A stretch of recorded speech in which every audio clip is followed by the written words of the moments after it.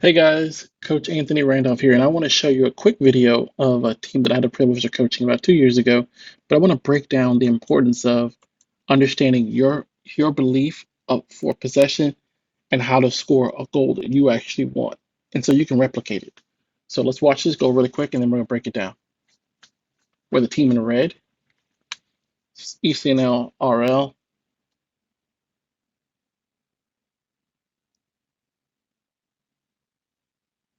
I want to show you how we score.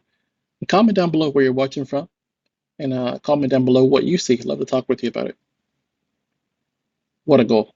What a goal. Okay, so it's going to give you the full breakdown in three, two, and one. There we go. Here's a full build up off of a throw in. And then we're going to break down, I love this. We're going to break down exactly the principles that we believe in that allow this goal to happen.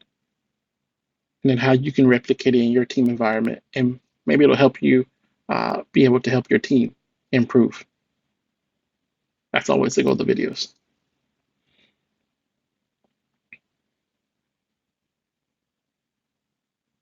Hopefully, the full perspective gives you a different context. Okay, so let's go ahead and break this down. Let's go. Okay, so first thing, if you've watched some of our previous videos, thank you. But there's some principles that we believe as far as possession is. We either want to play through, around, or over the opponent. Okay, we're looking for ways. How do we split them? How do we go over them? Or how do we go around them to be able to get to their goal? So let's talk about this. First thing is, that's a great ball. We want to play vertically. We don't want to play a bunch of sideways passes. We want to be able to play. We were in a 4-2-3-1, and we wanted to be able to get the ball into our 9, to our 10, or to our attacking players, our 7 and 11 as quick as possible, and then let them be creative using the patterns that we built in training. This is why it's so important in training. I really, really, really, really, really love attacking patterns, and we replicate them over and over. You're going to be able to see them in here. Okay, here's our fullback right here for context. Here's our number 10 on the ball. Here's our number, play with two double sixes. Here's a 6 right here, another 6. Here's our winger, 9, and our other winger over here on the left side. Okay, so you have context now. Okay, what we're also looking for is when we're in possession, if we lose it, there's always a moment of counterpress, especially in the attacking half. You see how our striker went opposite the ball? We always tell our striker as soon as our 10 gets the ball, go opposite. Okay, so let's break it down. Double 6 switches it to our other 6 because we were on the outside. We always say if you want to go inside, you have to start outside. If you want to go outside, you have to start inside. So we went from our here, switch of play. What does that make the opponent do? Of course, you know what I'm talking about. They come out. Now, they're in a deep low block. We weren't breaking them down. So you're going to see this right here. Why did we do that? Why did we play backwards?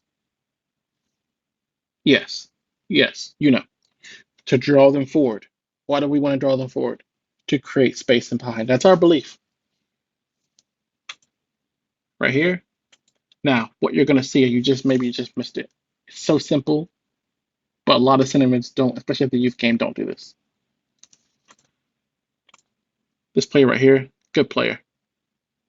Switch of play. Now it goes to our center backs. Watch his movement. He's constantly checking his shoulder, seeing where he is. He creates that space for our 10. Our 10 finds the ball, if you've watched the videos before, in the red zone. The space in between the back line and their midfield line.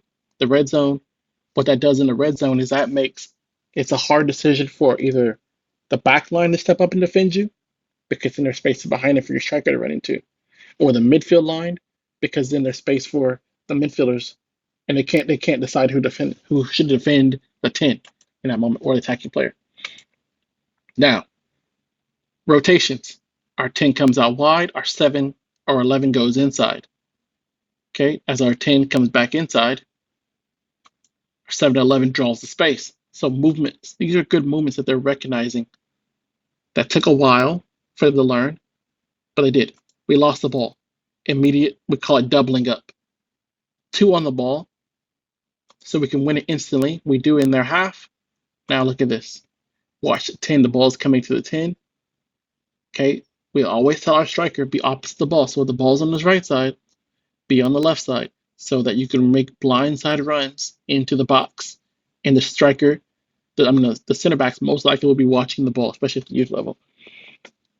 Okay, so our 10 right here, our 6 is right here. Look at him open up into this space. He just waits. We drew everybody to one side, which is one of our principles. Draw them to one side. Now look at the space. Boom. We have our width provided by our winger. Our striker is going opposite the ball. He did everything right. He following it up, and that's a phenomenal finish. So, key thing. In your training, I recommend you incorporate passing patterns. I'm going to do a video on that, on passing patterns, so that your players can know exactly what it looks like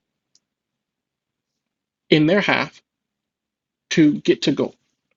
Can you specifically in your mind as a coach tell your players, here's how I want to get to goal. Here's what an ideal goal looks like for us. Here's what I want our team to do in this moment. Your goal for the passing patterns is to get your best players on the ball high up in the high up the field. It's not just to pass the ball side to side, side to side, side to side, slowly, and then it's not realistic. The goal of the passing pattern is to teach your guys exactly what you want as a coach, so that when it happens in the game, you see why they're so excited to celebrate, because we worked on that. We worked on getting our 10 in that little space. We worked on combination. We worked on what happens when we lose the ball. There's nothing more, in my opinion, great to celebrate is when your team celebrates because they know they did exactly what you want them to do, and you guys have worked and trained on it. So, coach, tell me what you think. Tell me your perspective, and tell me what you saw from this video.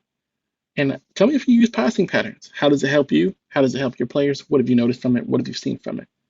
All right, guys. Thanks for watching today. Can't wait to share more videos with you. Go ahead and like and subscribe, and we'll see you next time.